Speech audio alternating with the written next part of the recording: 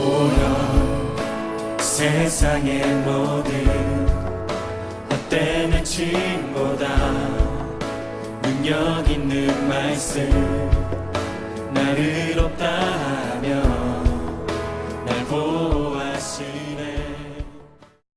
오늘은 창세기 15장에 나오는 아브라함의 믿음과 그리고 언약에 대해서 알아보도록 하겠습니다.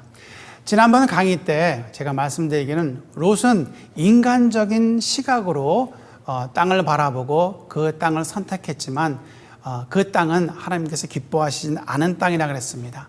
당장 보기에는 좋아 보였지만은 그것은 죄가 있는 땅이었고 앞으로 멸망할 땅이었다라는 겁니다. 롯은 이렇게 눈에 보기 좋은 땅으로 갔다가 거기서 변을 당합니다.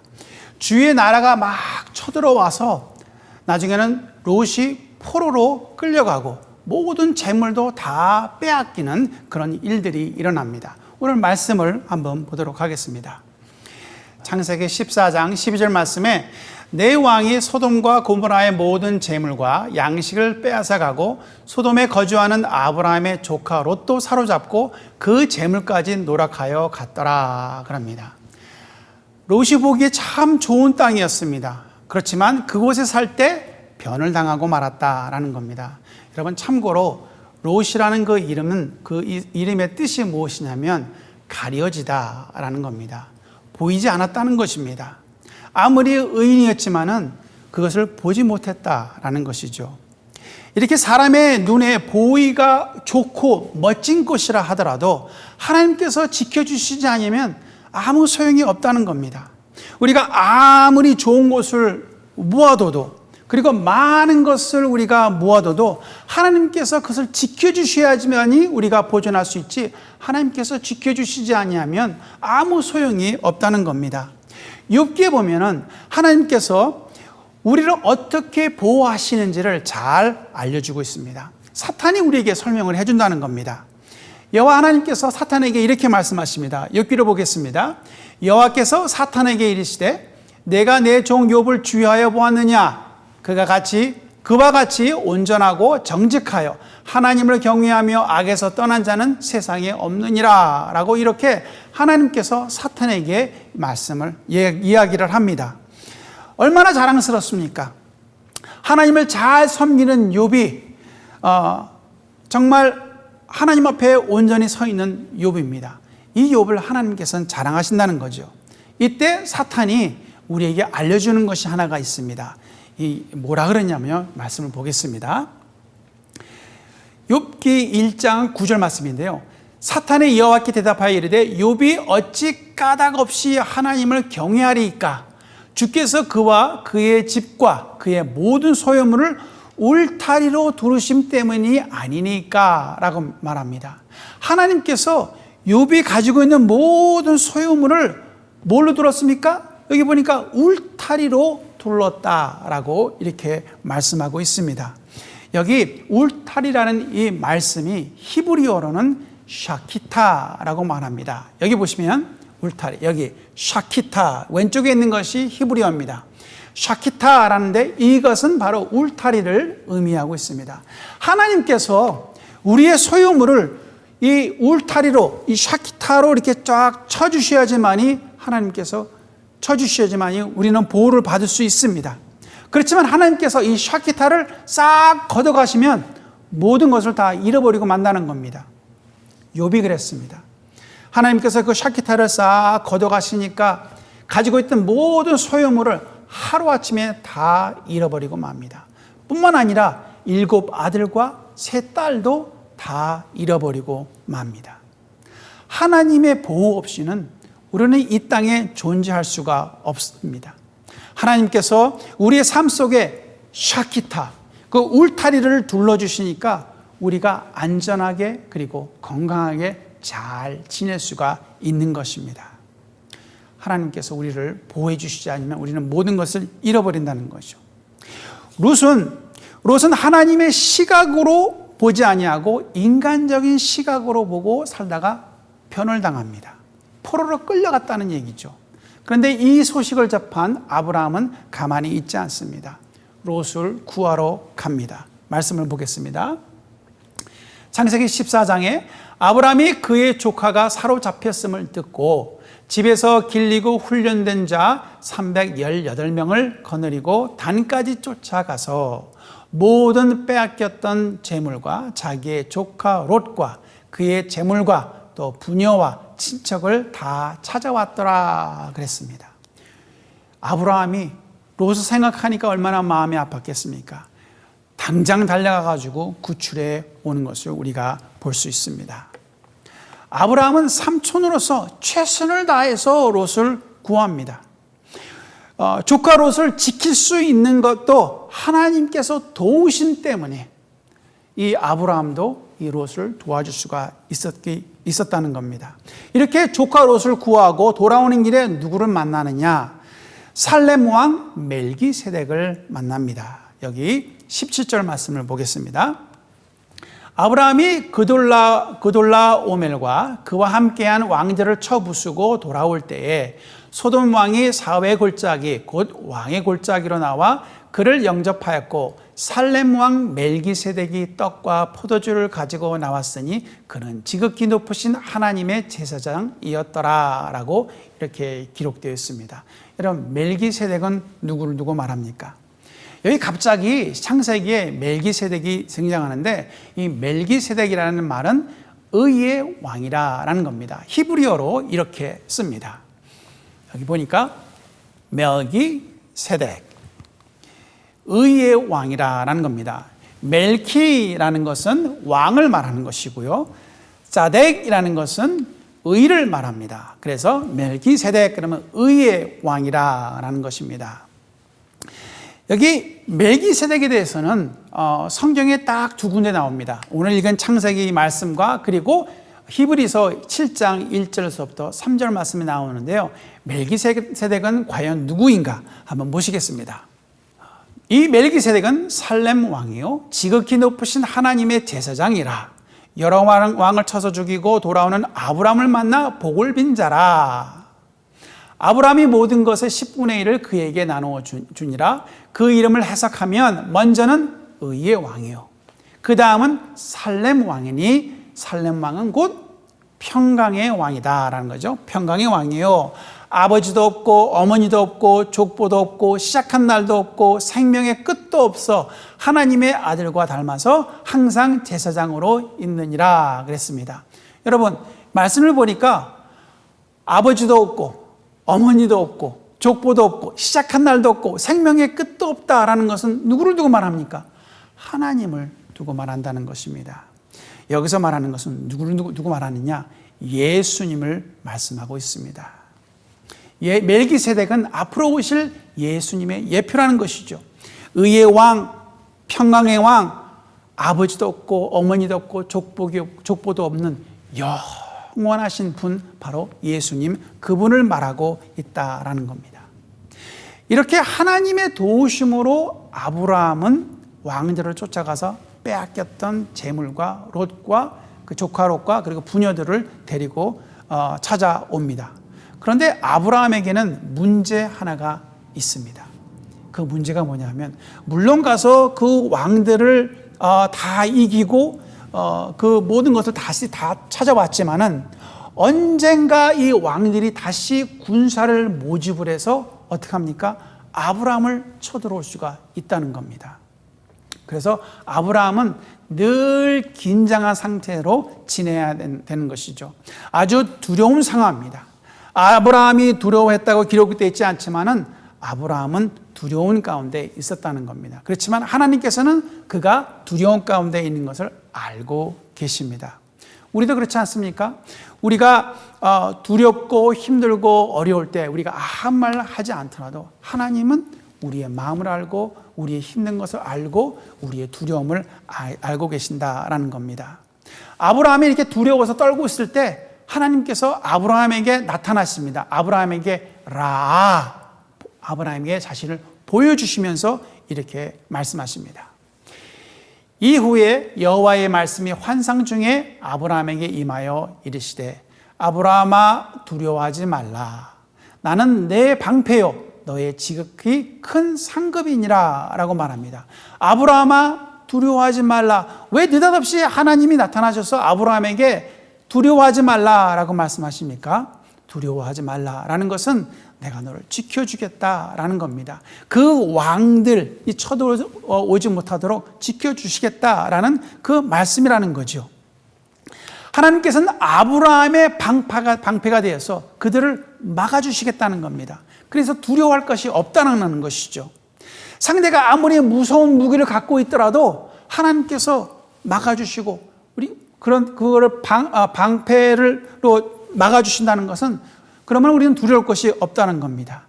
아무리 무서운 무기를 갖고 있어도 그것을 100% 막을 수 있는 방어막이 있다면 우리는 두려울 것이 하나도 없다는 겁니다.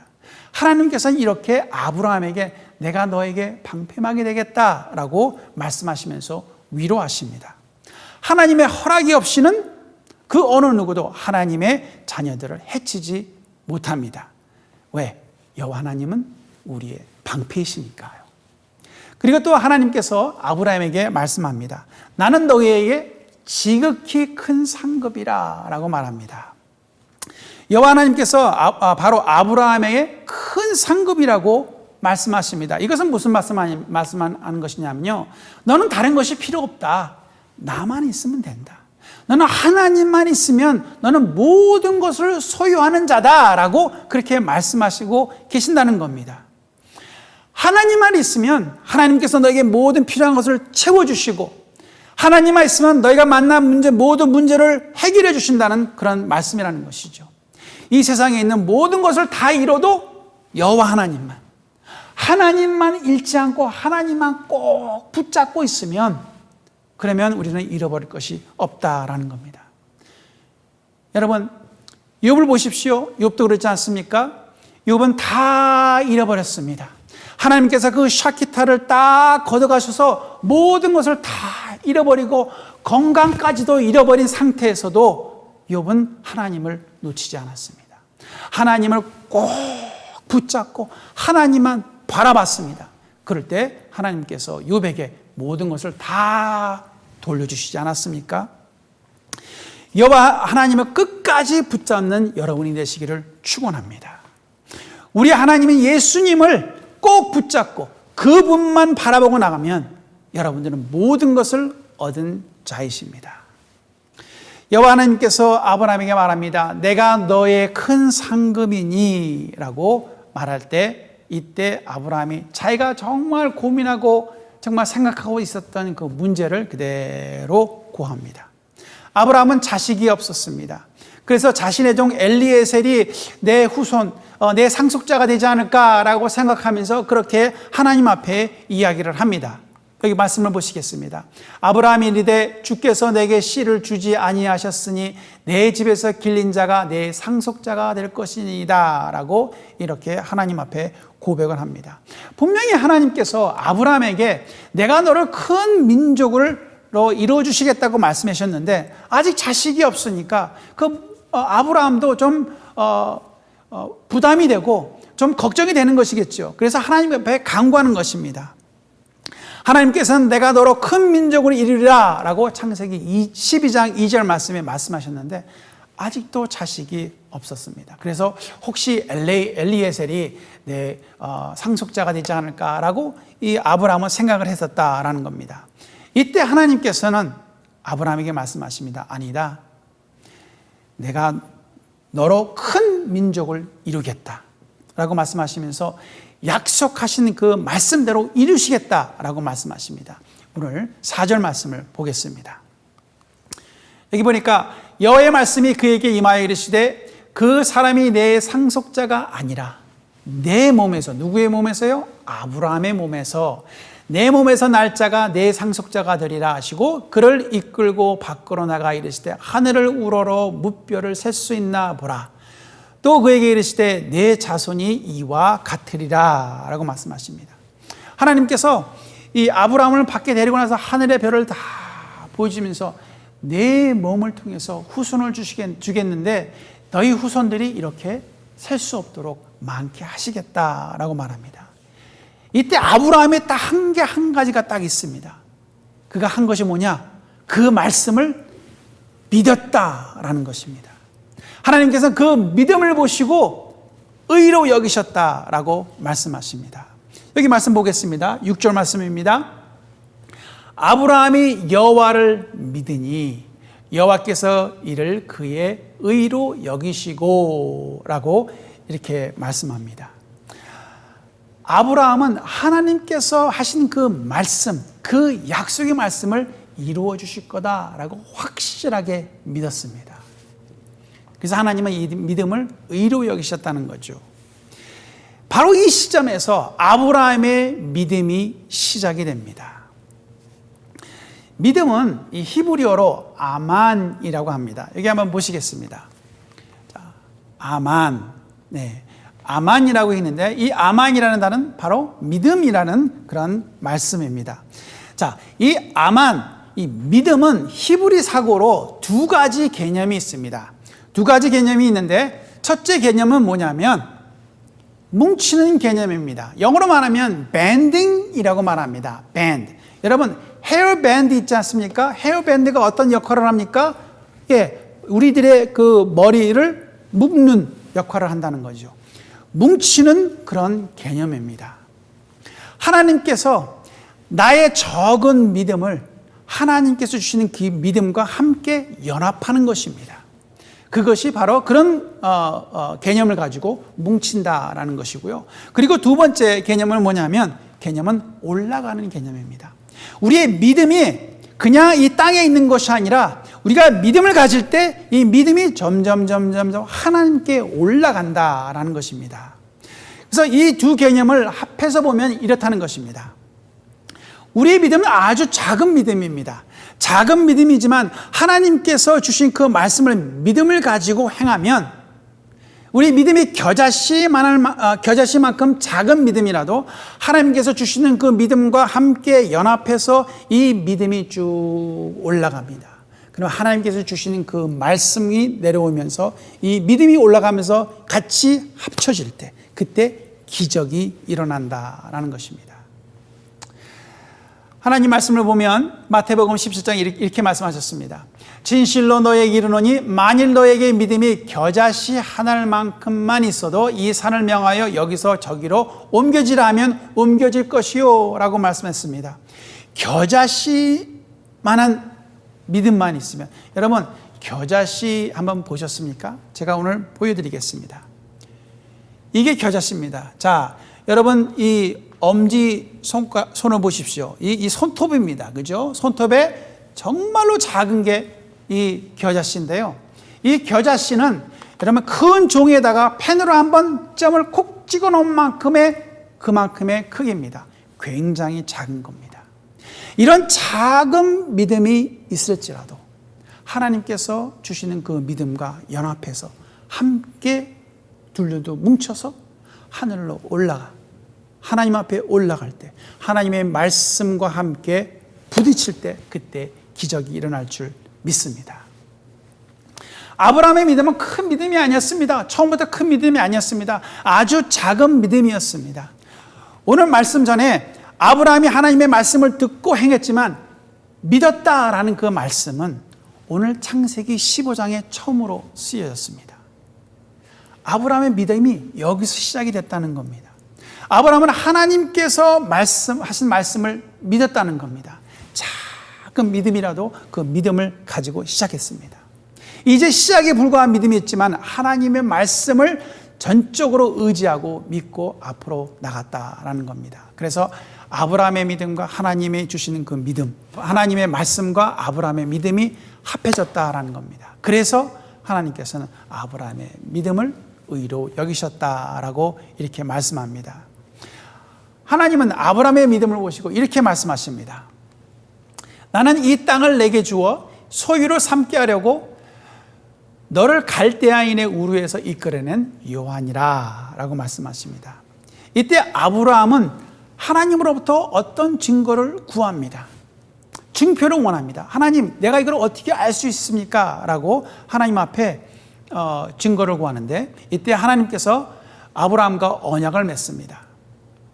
15장 18절에 보니까 그날에 여호와께서 아브라함과 더불어 언약을 세워 이르시되 내가 이 땅을 애굽 강가에서부터 큰 강 유브라데까지 내 자손에게 주노니 라고 이렇게 말씀하시면서 하나님은 아브라함과 언약을 맺기 위해서 아브라함에게 언약 맺을 것을 준비시킵니다. 이 언약 맺는 준비를 어떻게 하냐라면 하나님께서 무엇을 요구하고 계시는데 오늘 말씀에 이렇게 기록이 되어 있습니다. 여호와께서 그에게 이르시되 나를 위하여 3년 된 암소와 3년 된 암염소와 3년 된 순양과 산비둘기와 집비둘기 새끼를 가져올지니라 라고 말씀합니다. 그래서 가져와서 어떻게 하라라고 이렇게 말씀하지는 않습니다. 그저 가져와라 라고 그렇게 했는데 아브라함은 이것을 가지고 와서 어떻게 하는가? 모든 것을 다 가지고 옵니다. 뿐만 아니라 가지고 온 다음에 다 반으로 갈라놓습니다. 여기 보겠습니다. 아브라함이 그 모든 것을 가져다가 그 중간을 쪼개고 그 쪼갠 것을 마주대하에 놓고 그 새는 쪼개지 아니하였으니 라고 말합니다. 하나님께서 이 가져오는 짐승들을 쪼개라는 말도 하지 않았습니다. 그런데 쪼갭니다. 바로 이 말씀은 뭐냐면 아브라함이 언약이 무엇인지를 알고 있었다라는 겁니다.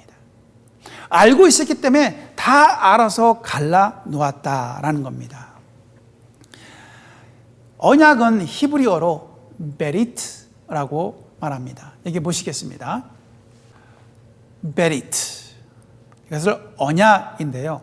언약을 맺는다라고 하면은 맺는 것은 코레트라고 합니다. 코레트. 그래서 언약을 맺는다라는 베리트를 코레트 한다라고 이렇게 말할 수 있습니다. 그런데 이 언약을 맺는 것은 그냥 한번 맺고 끝나는 것이 아닙니다. 이 코레트라는 이 단어는 계속해서 진행형이라는 것입니다. 언약을 베리트를 맺는다 코레트. 그래서 끝나는 것이 아니라는 거죠. 어떻게 하느냐? 베리트를 코레트 계속해서 진행이 된다라는 겁니다. 예를 들면 이렇습니다. 우리가 집을 렌트할 때 한 달에 얼마를 주겠다고 하면서 사인을 합니다. 그리고 그 계약을 지키면서 매달 얼마씩 렌트비를 지불을 합니다. 계속해서 지불한다는 것이죠. 바로 이런 의미입니다. 계약을 계속해서 지켜나가는 맺는다라는 그 코레트라는 것이 계속해서 그 계약을 지킨다라는 것입니다. 언약은 계속해서 맺어져야 하는데 그렇지 않으면 깨져버리고 맙니다. 우리 생활에서 렌트비가 지불되지 않을 때는 어떻게 합니까? 벌금을 물어야죠. 거기서 더 애들을 해서 내야 할 렌트에서 더 벌금을 내서 계속 이어지지만 이 언약은 그게 아닙니다. 언약은 한번 깨어지면 그냥 그 계약이 깨어지고 만다라는 것입니다. 자, 그러면 하나님께서 원하시는 이 계약이, 이 언약이 깨어지면 어떤 일이 일어나는가? 예레미야가 그 말씀을 잘 말해주고 있습니다. 예레미야 말씀을 보도록 하겠습니다.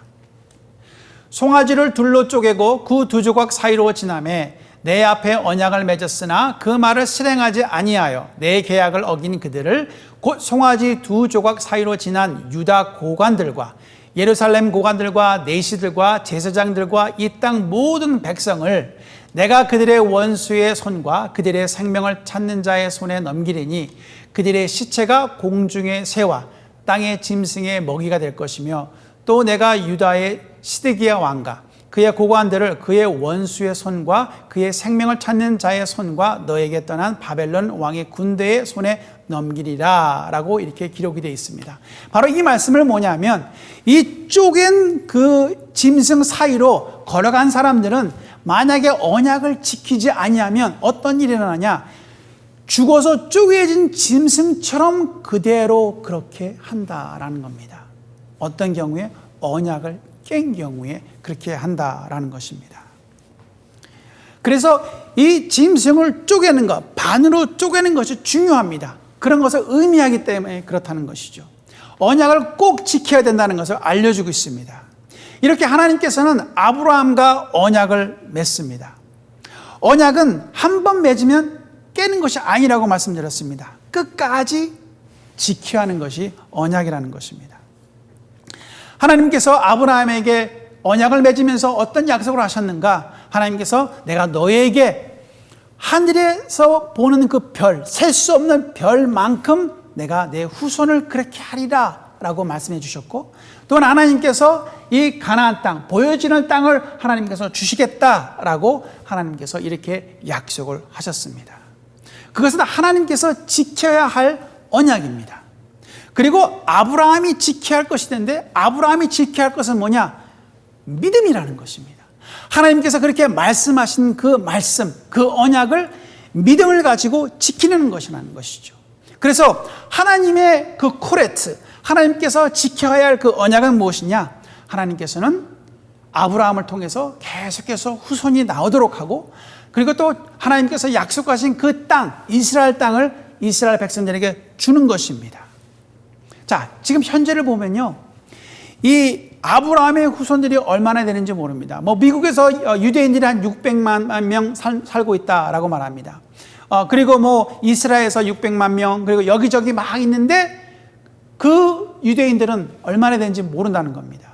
왜? 이 유대인들이요, 인도에서 살고 있고요, 그리고 또 중국에서 살고 있고요, 유럽에서 살고 있고, 이 미국에서 살고 있고, 남미에서 살고 있고, 이 세상, 이 세계 곳곳에서, 심지어 일본에서도 살고 있다라는 것입니다. 어떻게 셀 수가 있습니까? 셀 수가 없을 정도로 하나님께서 약속을 지키고 계십니다. 그리고 이스라엘 땅을 한번 보시기 바랍니다. 이스라엘 땅은 이스라엘 백성들이 하나님의 그 언약을 깨서 하나님께서 이스라엘 땅을 다른 나라에게 넘겨줬지만, 그래도 하나님께서는 그 언약을 지키시려고 어떻게 하십니까? 1945년도에 다시 이스라엘 나라를 회복시켜 주셨습니다. 그래서 이스라엘 나라이라는 나라가 생겨났다는 겁니다. 하나님께서는 이렇게 끝까지 언약을 맺고, 그리고 지금까지 지켜주시고 있다는 것이죠. 지금은 하나님께서 이스라엘 백성들과 그 언약을 어떻게 하십니까? 코레트 맺고 계약하고 지키고 계신다라는 것입니다. 그럼 아브라함은 어떻게 해야 되는 겁니까? 아브라함은 그 언약을 또 지켜야 됩니까? 어떻게 지켜야 되는가? 믿는다는 것이죠. 아브라함은 믿음을 잃지 않고 처음 믿었던 그 믿음을 계속해서 유지하면서 그 믿음이 성장해서 하나님께서 행하시는 그 모든 것을 신뢰하고 끝까지 믿고 따라가는 것이 바로 아브라함이 해야 할 것이라는 겁니다. 오직 여호와 하나님을 바라고 믿고 신뢰하고 하나님과 기도로 교제하면서 그 신앙을 유지하는 것이 바로 아브라함이 해야 할 그 언약을 맺음, 코레트라는 겁니다. 이스라엘 백성이 출애굽해서 시내산에서 여호와 하나님과 언약을 맺습니다. 그렇지만 이스라엘 백성들은 그 언약을 깨트리고 맙니다. 그래서 하나님께서는 이스라엘 백성들을 70년간 바벨론으로 포로로 생활을 하게 하시다가 다시 돌려보내 주셨지만 이스라엘 백성들은 그 후에 회복하지 못합니다. 하나님 앞에 언약을 지키지 못합니다. 그래서 하나님은 예레미야를 통해서 이스라엘과 유다 집에 내가 새 언약을 맺으시겠다라고 이렇게 말씀하십니다. 이 말씀을 보겠습니다. 예레미야서 31장 보겠습니다. 여호와의 말씀이니라, 보라, 날이 이르리니 내가 이스라엘 집과 유다 집에 새 언약을 맺으리라. 하나님께서 새 언약을 맺으시겠다고 이렇게 말씀하셨습니다. 그리고 보니까 내가 이스라엘 집과 맺을 언약은 이러하니 곧 내가 나의 법을 그들의 속에 두며 그들의 마음에 기록하여 나는 그들의 하나님이 되고 그들은 내 백성이 될 것이라. 여호와의 말씀이니라 라고 이렇게 말씀하고 계십니다. 여기 보니까 나의 법을 그들의 속에 두며 그들의 마음에 기록하여 나는 그들의 하나님이 되고 그들은 내 백성이 될 것이다 라고 말씀하셨습니다. 이 말씀은 성령님께서 우리 가운데 임하여 주셔서 무엇을 말씀하십니까? 진리를 계속해서 가르쳐 주시겠다라는 바로 그 말씀이라는 겁니다. 더 나아가서 에스겔을 보면 또 새 영을 너희 속에 두고 내 새 마음을 너희에게 주되 너희 육신에서 굳은 마음을 제거하고 부드러운 마음을 줄 것이며 또 내 영을 너희 속에 두어 너희로 내 율례를 행하게 하리니 너희가 내 규례를 지켜 행할지라 라고 이렇게 말씀하십니다. 여기 보니까 하나님께서 새 영, 하나님의 영, 내 영을 너희 속에 두어 누굽니까? 성령님을 두고 말합니다. 하나님께서 오순절날 우리에게 성령으로 부어주시지 않으셨습니까? 이 말씀은 예수님께서 이 땅에 오셔서 우리를 속죄하시고 우리에게 성령을 보내주셔서 말씀을 잘 지키도록 돕게 하시겠다라는 것입니다. 예수님께서 이 땅에 오셨습니다. 예수님께서 이 땅에 오셔서 말씀을 전하시면서 복음을 전하시면서 나중에는 제자들을 모아놓고 마지막 만찬에 이렇게 말씀하십니다. 누가복음 22장입니다. 이 잔은 내 피로 세우는 새 언약이니 곧 너희를 위하여 붓는 것이라.